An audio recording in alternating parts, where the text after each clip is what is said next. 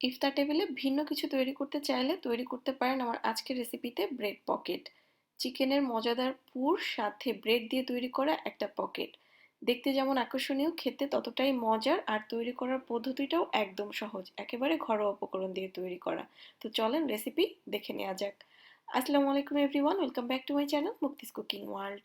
আজকের রেসিপির জন্য পৌনে 1 কাপ পরিমাণ চিকেন নিয়ে ছোট টুকরো করে কেটে নিয়েছি। তার মধ্যে দিয়ে দিচ্ছি 1 টেবিল চামচ পরিমাণ আদা রসুন পেস্ট, সাথে দিচ্ছি 1 চা চামচ পরিমাণ করে গরম মশলার গুঁড়া, জিরার গুঁড়া আর লাল মরিচের গুঁড়া। দিচ্ছি 1 টেবিল চামচ পরিমাণ সয়া সস, সাথে স্বাদ মতো সামান্য একটু লবণ। এবার এই সব কিছু একত্রে খুব ভালোভাবে হাত দিয়ে মেখে নিব।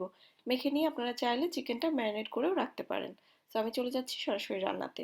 চুলায় একটা হাঁড়ি বসিয়ে এর মধ্যে 2 টেবিল চামচ পরিমাণ রান্নার রেগুলার তেল দিয়ে চিকেনটা দিয়ে দিলাম।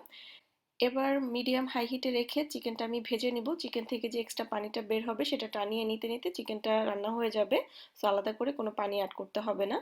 চিকেনটা সিদ্ধ হয়ে গেলে এর মধ্যে আমি জুলিয়ান কাট করে কাটা ক্যাপসিকাম, পেঁয়াজ আর গাজর দিয়ে দিচ্ছি, আর সবগুলো এখানে 1/4 কাপ পরিমাণ করে আছে।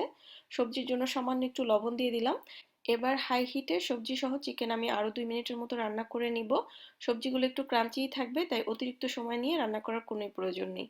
সো আমার চিকেনের পুরটা রেডি, এবার চুলা থেকে নামিয়ে নিচ্ছি।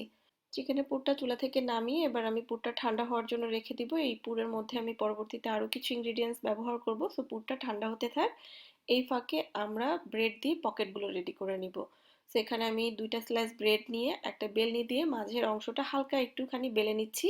একদমই চাপটা করে বেলে ফেলতে হবে না, হালকা একটু জাস্ট এটাকে ফ্ল্যাট করে নিয়ে একটা কৌটার ঢাকনা দিয়ে আমি এখানে রাউন্ড করে কেটে নিচ্ছি। আপনারা যে কোনো ধরনের কুকি কাটার যে কোনো কিছু দিয়ে আসলে রাউন্ড করে কেটে নিতে পারেন। সো এই তো এভাবে দুটো স্লাইস একসাথে করে কেটে নিতে হবে, এবং এক্সট্রা যে অংশ এটা ফেলে না দিয়ে এটাকে হচ্ছে শুকনো খোলায় হালকা তেলে গ্রাইন্ডারে গ্রাইন্ড করে নেবেন। এটা ব্রেড ক্রাম্ব হয়ে যাবে, পরবর্তীতে অন্য যে কোনো রেসিপিতেই ব্যবহার করতে পারবেন।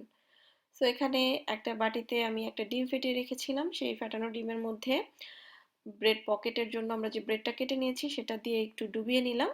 এবার ব্রেড গ্রামে গড়িয়ে নিব। আমি এখানে বাজার থেকে কিনা ব্রেড গ্রামটা ব্যবহার করছি, বাট আপনারা চাইলে ব্রেডের সাইডের অংশ দিয়ে ঘরে বানানো ব্রেড গ্রাম দিয়েও এটাকে কোট করে নিতে পারবেন।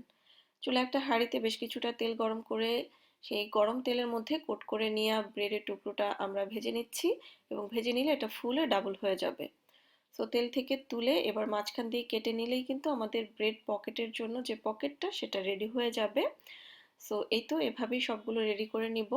এবার আগে থেকে রান্না করা চিকেনের পুরটার মধ্যে আমি 3 টেবিল চামচ পরিমাণ মেয়োনিজ, 2 টেবিল চামচ পরিমাণ টমেটো সস দিয়ে মিক্সড করে নিচ্ছি। আপনারা চাইলে এখানে সামান্য চিনিও ব্যবহার করতে পারেন। এখন আগে থেকে তৈরি করে রাখা ব্রেড পকেটের মধ্যে চিকেনের পুরটা দিয়ে দিচ্ছি, আর এভাবেই সবগুলো আমি রেডি করে নিব।